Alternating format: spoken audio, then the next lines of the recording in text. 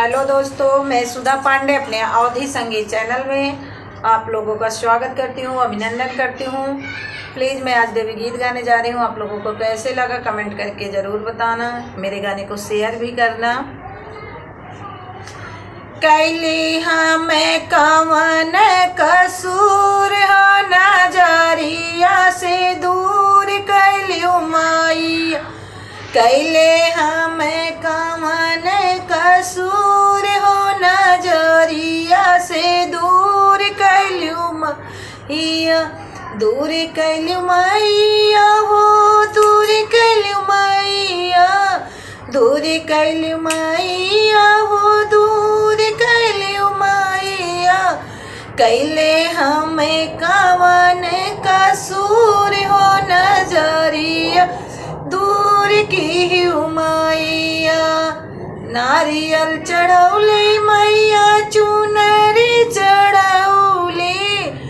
नारियल चढ़ौली मैया, चुनरी चढ़ौली। सिंदूरा चढ़ौले भरपूर हो, नजरिया से दूर की मैया। सिंदूरा चढ़ौले भरपूर हो, नजरिया से दूर की मैया। कैले हमें कवन कसूर हो, नजरिया दूर की मैया। दूर की मैया हो, दूर की मैया। दूर की मैया यो, दूर की मैया। कैले हमें कवन कसूर हो, नजरिया से दूर कैली मैया। दीप जलौली मैया, दीप जलौली। दीप जलौली मैया, दीप जलौली।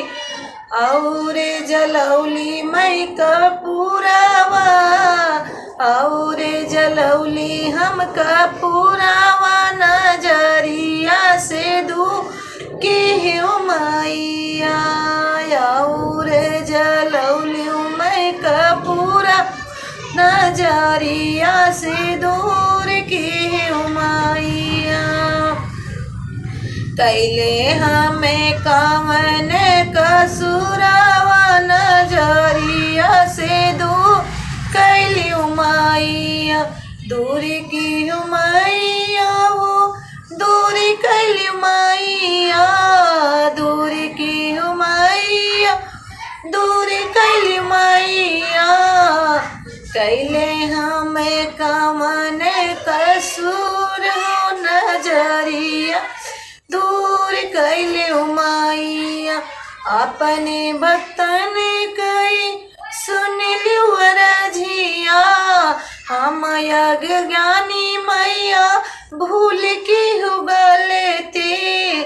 हम ज्ञानी मैया माफ की हो गलती। उनके अरजिया पूरा की हो मोरी मैया। उनके मगनवा पूरा की हो मोरी मैया। नजरी से दूर कैलियो ना। कैले हमें कवन कसूर हो, नजरिया से दूर की मैया। दूर की मैया हो, दूर की मैया।